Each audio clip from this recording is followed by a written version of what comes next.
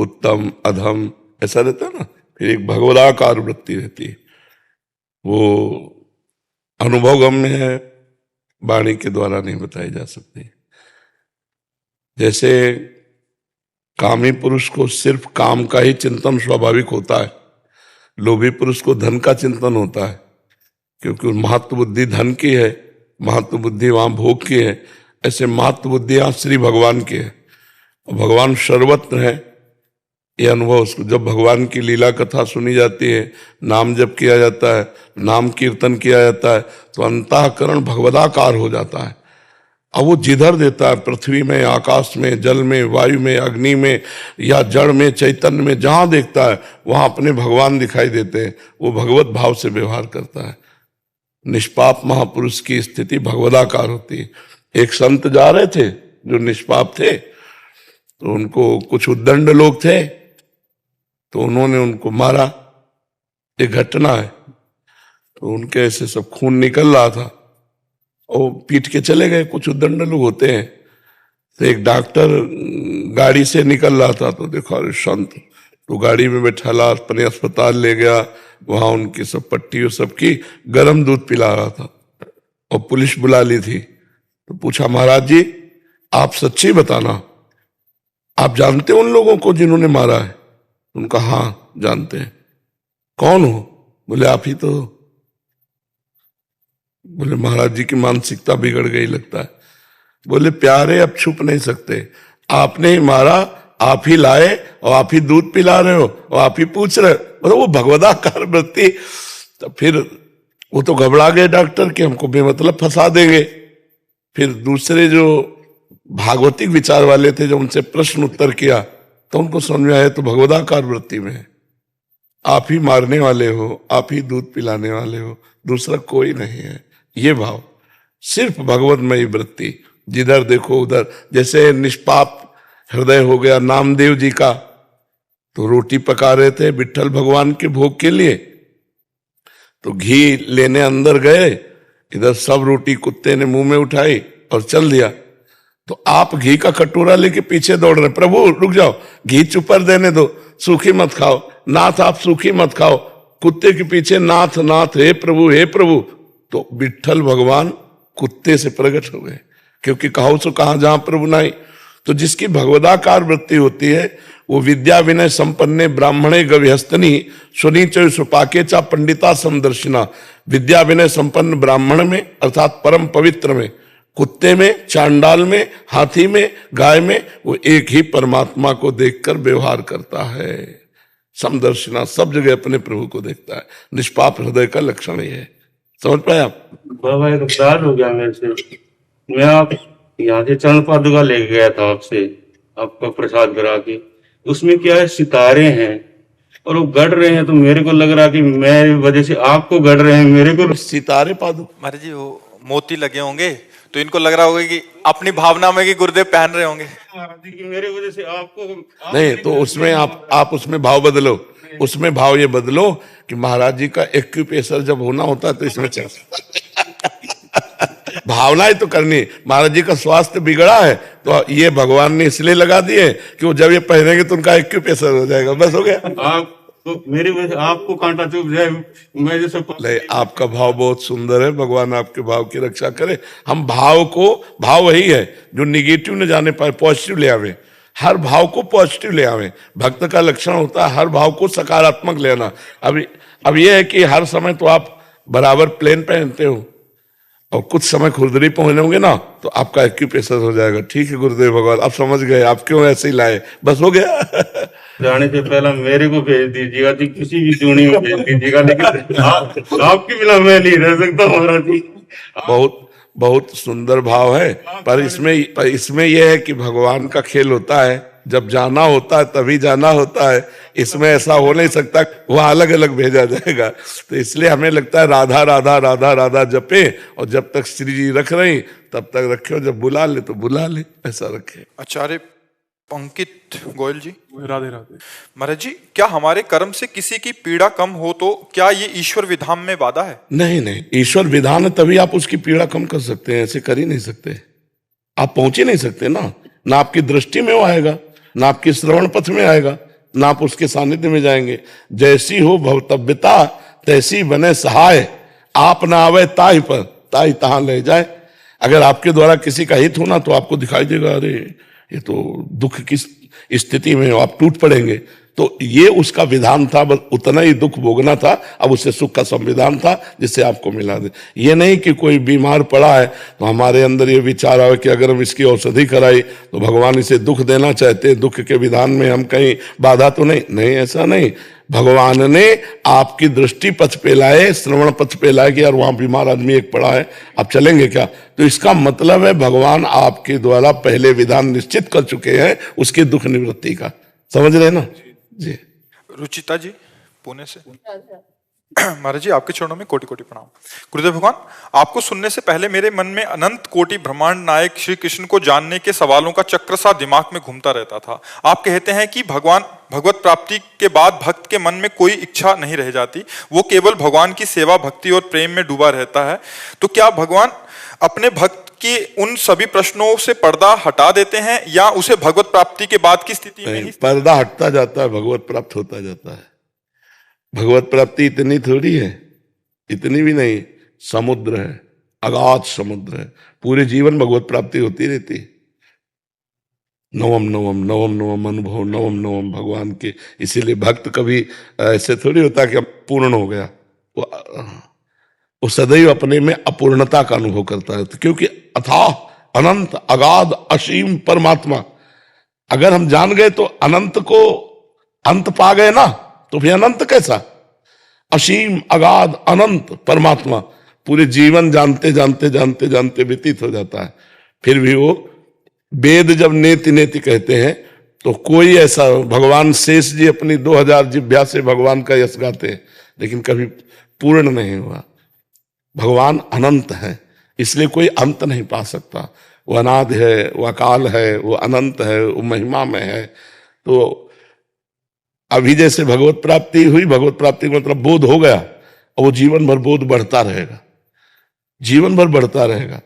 उसमें थोड़ी था कि हम पूरा देख लिया, नहीं, वो अनंत है, उसे कोई पार नहीं पा सकता। अगर आपने देखा तो अपनी बुद्धि के क्षेत्र को देखा, परमात्मा के क्षेत्र को नहीं। परमात्मा तो अनंत है। सीपी में कहीं समुद्र आ सकता है क्या? सीपी समझते हैं ना, समुद्र किनारे होती है वो, इतनी बड़ी 2 ढक्कन, ऐसे सीपी में समुद्र आ सकता है? हमारी बुद्धि सीपी है, परमात्मा समुद्र है, वो कैसे आ सकता है? तो पूरे जीवन भर लगे रहे तो समुद्र की थापा लेंगे क्या सीपी से उलीचने में? ऐसे हम पूरे जीवन भर बुद्धि लड़ाते रहे, क्या परमात्मा का पार पा लेंगे क्या? जी। सात्विका पांडे जी, आपके चरणों में कोटि कोटि प्रणाम। महाराज जी, महाराज जी, मृत्यु इस संसार में बिल्कुल सत्य है, हम कैसे इसे प्राकृतिक रूप से दर्द और भयमुक्त बना सकते हैं? नाम जप करो, भगवान की लीला कथा सुनो, भगवान की सेवा करो, जिससे अंतःकरण पवित्र हो, तो ये ज्ञान हो जाए कि मृत्यु है ही नहीं। किसका प्रश्न है? मृत्यु किसकी है ही नहीं। मृत्यु किसी की नहीं है। पंचभूत आकृति बिखरी, पंचभूतों में मिल गए, जीव मन 5 ज्ञानेंद्रियां 5 कर्मेंद्रियां, इनको लेकर के आगे यात्रा शुरू की। कुछ नहीं मरा, ट्रांसफर हुआ, ट्रांसफर हुआ। 5 तत्व अपने तत्व में मिल गए, जीवात्मा इंद्रिय और मन के साथ आगे निकल गया। मृत्यु किसकी है? हाँ, जो देहाभिमानी जीव है उसको ज्ञान ना होने के कारण देह की भयंकर पीड़ा जब प्राण निकलते हैं उस समय उसे महसूस होती है।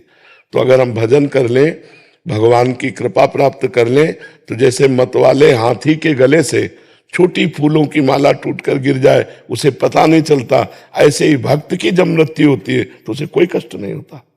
मरने से सब जग डरा, मेरो मन आनंद, कब मरी हो कब भेटी हो पूर्ण परमानंद। मृत्यु कब है? उसको होता है जो अज्ञानी है और जो शरीर आसक्त है और जो भोगों में रत है। जो भगवान में रत है, जो भक्तिवान है, जो ज्ञानी है, उसे कष्ट नहीं होता। समझ रहे ना? हाँ बिल्कुल नहीं। क्यों, आपको डर है क्या मृत्यु का?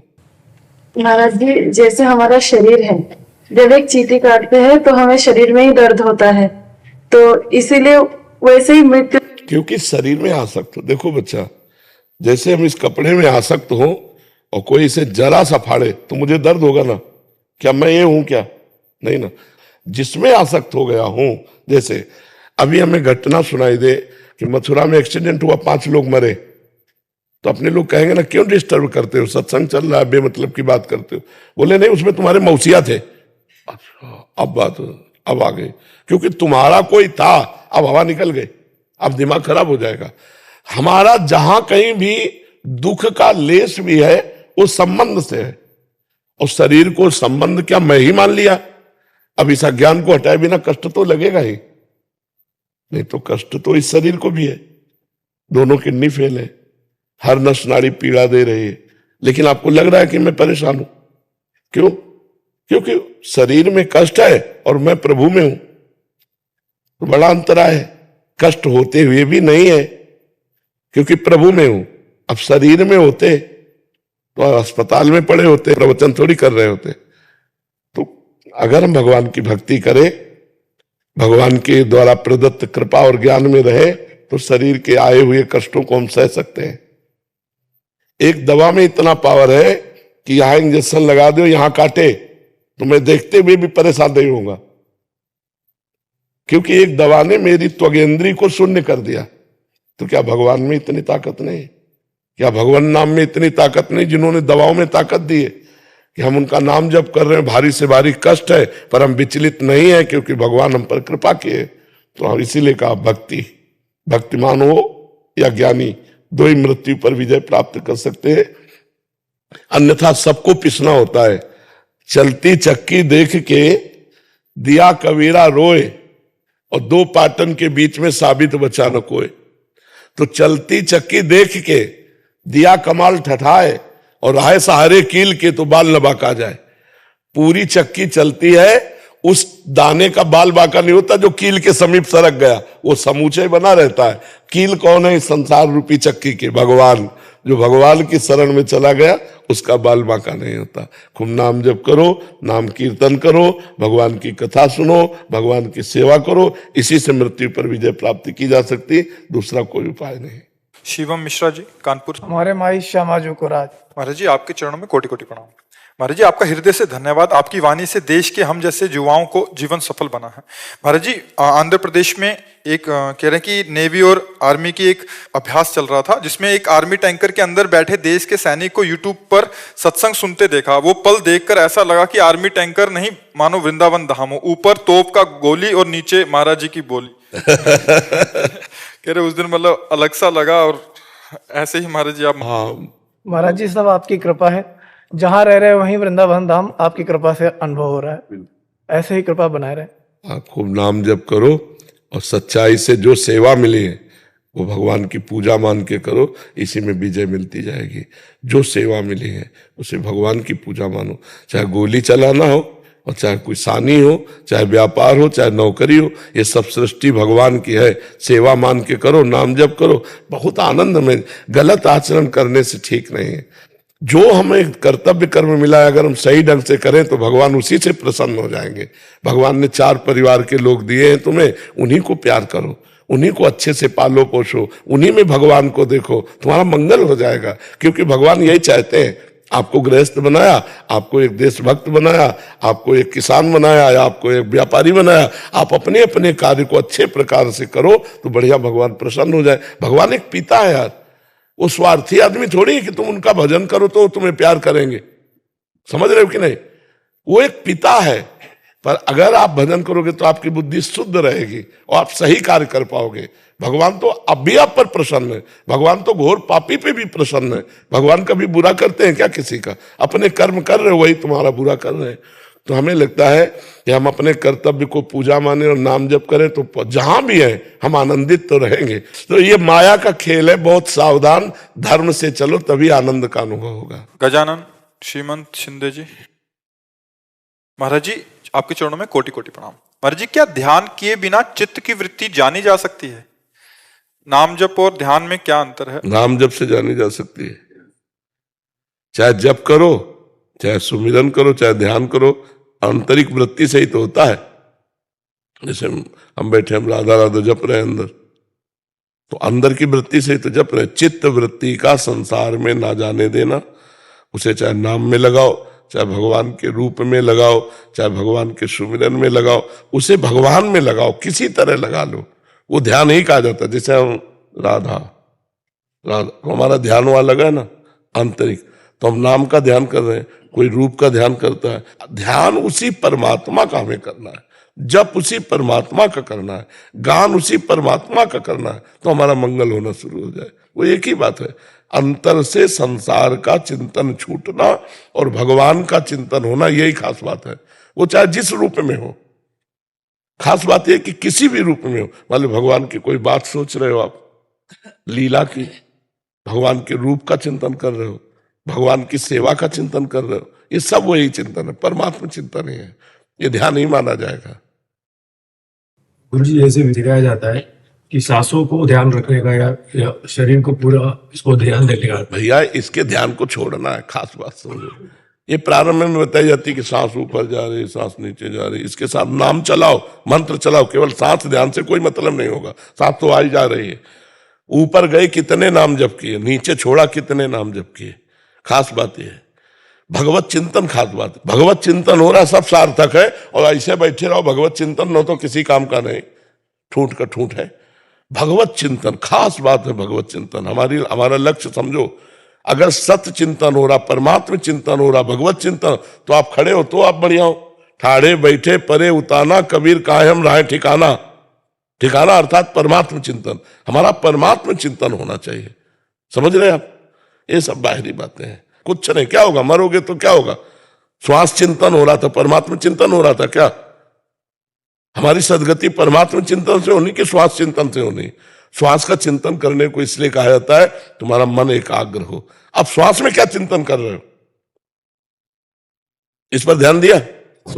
सांस में चिंतन ये हो रहा है कि जानकारी पा रहा हूँ, जब मैं किसकी जानकारी? मेरा स्वभाव अगर चिड़चिड़ा हो जाता है, कोई गुस्सा आ जाता है, सांसें बढ़ जाती है, और वही ये कुछ नहीं है यार, कुछ नहीं है। तुम सांसों के बाद 1400 वर्ष का चांगदेव योगी था जो ज्ञानदेव जी के समीप गया। तुम तो श्वास है केवल गिनने की बात करो, उसने मृत्यु के समय समाधि लगा के पार कर दिया मृत्यु के समय। 1400 वर्ष का ज्ञानदेव जी ने यही कहा, तो कोरा है अभी, 1400 वर्ष का है लेकिन कोरा है अभी, परमार्थ में बच्चा है, तो किसी काम का नहीं। हम जो कह रहे हैं उसको बात समझो। राम कृष्ण हरि, जय जय राम कृष्ण हरि।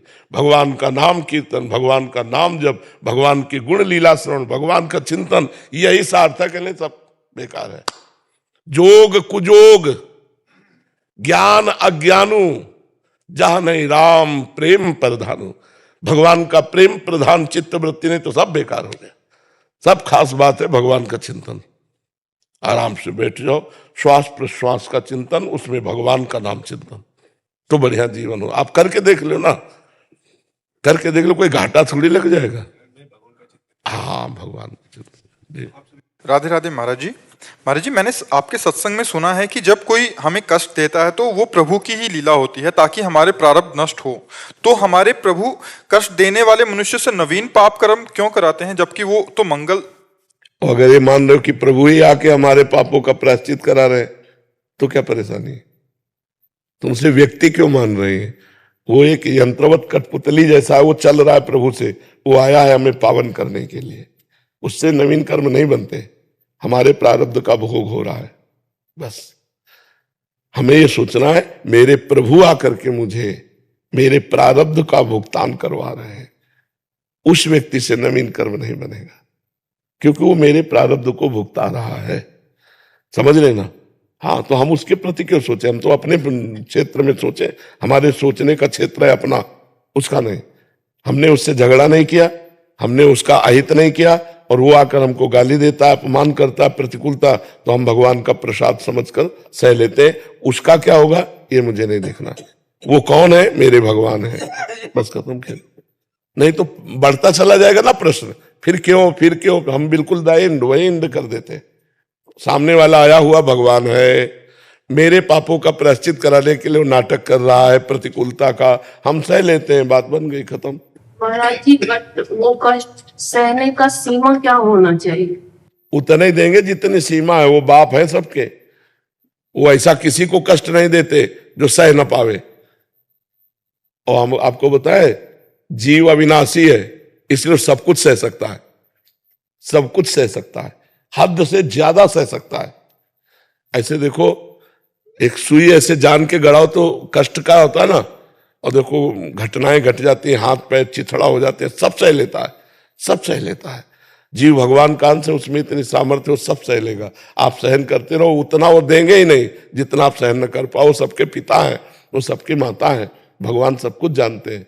तो हमें लगता है कि जब हम, अब जैसे कोई माता बहन बिरला होगी जो गर्भपात, जो भ्रूण हत्या, आप विचार करो, ये छोटा मोटा पाप है? एक आपके आंगन में खेलता हुआ बच्चा को कोई थप्पड़ मारे आकर के, तो आप आग बरस जाएगी आप में, आप आग हो जाएंगी। हमारे बच्चे को कैसे मारा, और तुम्हारे गर्भ रूपी आंगन में बच्चा है या बच्ची है, आप उसको मरवा देते हैं। ये क्या है? ये दंड नहीं आएगा? ये जब दंड आएगा ना, तब फिर जब कर्म का फल जब आता है, तब जीव भगवान को कोसता है, अरे वो अनजान बच्चा तुम्हारे गर्भ में पल रहा है, तुम ऐसी गलती क्यों की, क्यों आने दिया? अगर आ गया है तो चाहे कमजोर हो चाहे बुद्धिमान हो, आने दो उसको। मृत्यु लोक में आएगा, वो अपने कर्मों का भोग भोगेगा, साथ में मेरे जो कर्म है वो भी भोग लेंगे हम। तो हमें लगता है कि हम लोगों से ऐसे ऐसे पाप हुए हैं, ऐसी ऐसी गलतियां हुई, जिनका जब दंड आता है तो लोग कहते हैं भगवान ने क्या बिगाड़ा था, उन्होंने ये कर दिया। हमारे कर्म ही हमको बिगाड़ते हैं, कोई हमारा। महाराज जी, इस शरीर के प्रति की आसक्ति किसी और स्त्री में है तो हाँ, ये तो पूरे संसार का खेल बच्चा चल रहा है। पिता के तरफ मार्गदर्शन करें, हमें क्या करना चाहिए? अब हम इस विषय में इसलिए बहुत पीड़ित हैं हम खुद, कि हमारे नए नए बच्चे बॉयफ्रेंड गर्लफ्रेंड ये सब जो कर रहे हैं, यही दशा होगी जो तुम बोल रहे हो। मान लो आप सात्विक हैं तो आप ऐसे नहीं, वो दूसरे रोता क्यों? Breakup boyfriend, breakup boyfriend, breakup girlfriend, breakup girlfriend, तो ब्रेकअप हस्बैंड दूसरे से। संसार का जो स्वरूप चल रहा है यही जो तुम रो के कह रहे हो, वही हम यहाँ उपदेश में कहते हैं कि ये बच्चों ऐसी गलती मत करो, क्योंकि तुम गृहस्थी को नाश कर दोगे। अब मान लो पति पत्नी प्यार से चले, कितना बढ़िया जीवन निर्वाह हो, अब वो दूसरे पे, तो तुम्हारी अगर पवित्र दृष्टि है तो तुम जलो बैठे बैठे, और अगर अपवित्र दृष्टि है तो तुम दूसरे को वरण कर लिया। तो बड़ी समस्याएं हैं बहन, ये जो आज हमारे समाज में फैल रहा है, girlfriend boyfriend live in relation, बहुत नरक है, और ये बहुत आगे चलकर यही गतियां लाने वाला है। ये जो आपकी गति है ना, यही लाने वाला। हमें लगता है भगवान का नाम स्मरण करो, भगवान का भरोसा रखो, और तुम पवित्र रहो, तुम इधर उधर दृष्टि मत डालना। भगवान जो जैसा कर्म करता है उसको भोगना होता है। आप पवित्र रहो, नाम जप करो, भगवान सबका सहयोग करते हैं, भगवान सबको सहयोग करते हैं। आप भगवान का भरोसा रखो, और आचरण अपने बिगाड़ना नहीं तो वो बिगड़ा तुम बिगड़े, फिर उसमें प्रश्न करने का मतलब क्या रहा, साधु समाज का मतलब क्या रहा। जी महाराज जी, आपके चरणों में कोटि कोटि प्रणाम। महाराज जी, हमारे पिता 2009 में पधार गए थे। महाराज जी, पिता किसी एक डिपार्टमेंट का नाम लिखा है, अधर्म की कमाई रिश्वत आदि से हमारा पालन पोषण हुआ। मकान जिसमें हम रहते हैं उसी पैसे से बनाया। उनकी इस गलती का परिणाम ये हुआ कि पूरे परिवार को भोगना पड़ा। माता जी का स्वास्थ्य बिगड़ गया, छोटा भाई नशे में चले गया और उसकी पधार गया, और कहते हैं उस मकान में रहना चाहिए क्या, उसकी गलती का परिणाम हमें भी भोगना पड़ेगा। हमारी बुद्धि गलत मार्ग पर ना चली जाए महाराज जी, हमें भयभीत हो। हाँ, अब नाम जप कीजिए और खूब नाम कीर्तन कीजिए। जड़ वस्तु है मकान, उसको हम पवित्र कर सकते हैं। पिता ने गलत किया तो जो कुछ परिणाम उनको भोगने को मिला, परिवार को मिला। अब नाम कीर्तन, भगवान की कथा वार्ता, भगवान की आरती पूजा, शंखनाद, अगरबत्ती धूप बत्ती का धुआं, तो पूरा मकान पवित्र हो जाएगा। गंगा यमुना जल छिड़क दे, कभी किसी संत महात्मा को बुलाकर बैठाल के पवा दे, उनकी जूठन गिरे, घर पवित्र हो जाएगा। और आगे आपके द्वारा गलती नहीं होनी चाहिए।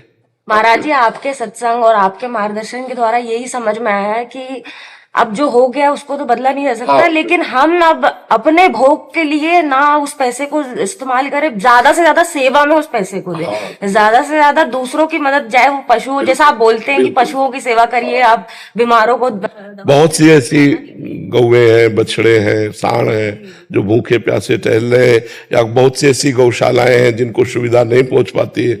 अगर इस तरह का धन है तो ऐसे दे देना चाहिए, जिससे गौ सेवा हो।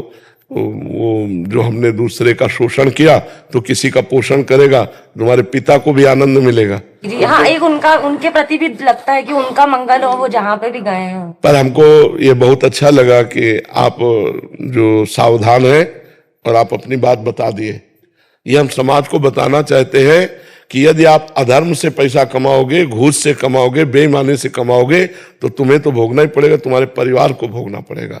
हाँ बिल्कुल, इसलिए भले 100 रुपया कमाओ, मूंग की दाल और रोटी खाओ, साइकिल से चलो, लेकिन तुम्हारा परिवार बहुत बढ़िया रहेगा, तुम्हारा जीवन तो अच्छा रहेगा, तुम्हारा परिवार भी बहुत सुसज्जित हो जाएगा। और अधर्म से कमाओगे तो देखो, बुरे कर्मों के द्वारा कमाया हुआ धन कभी सुख नहीं दे सकता, वो जलाएगा, पूरे जीवन जलाएगा तुम्हें। ये बाहरी जो बेईमानी का पैसा है, निर्दोष को आप दंड दे दिए और दोषी को बख्श दिए, तो पैसा आके आपके आग नहीं लगाएगा। ये बहुत अधर्म जो है कभी बख्शता नहीं। इसलिए हमारी प्रार्थना है कि नमक रोटी भले खाओ, लेकिन धर्म पूर्वक कमाई का, अधर्म की रबड़ी मत खाओ, नहीं तो जीवन बर्बाद अपना भी करोगे, अपने बच्चों का, अपने परिवार का भी करोगे। महाराज जी, हम तो बस आपने निहाल कर दिया, मतलब आपने जो नाम दिया है, आपने जो धाम दिया है, आपकी नाम जप करो, और जो अर्थ आपकी सेवा से ज्यादा है वो गौ सेवा में दे दो, अन्य सेवाओं में दे दो, और धर्म पूर्वक चलो। धर्म से जीने में शांति है, सुख है, आनंद है। अधर्म में अशांति है, दुख है, क्लेश है। शुभम गांधी जी। श्री हरिवंश। श्री हरिवंश महाराज जी।